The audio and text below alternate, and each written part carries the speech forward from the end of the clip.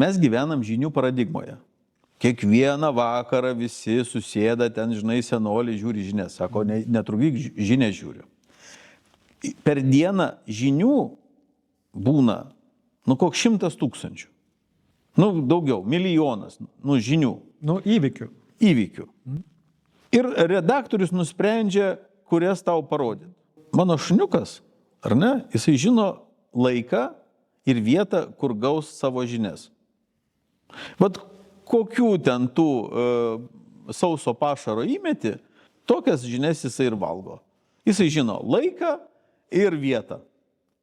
Ir vat, pavyzdžiui, kada žmogus pripranta prie to, kad ką jam ten šeimininkas įmetė ir jis ten gavo savo to lesalo, reiškia, arba to pašaro, tai jis vat žino, instinktas susiformuoja, vat 6 valandą toj vietoj bus maisto.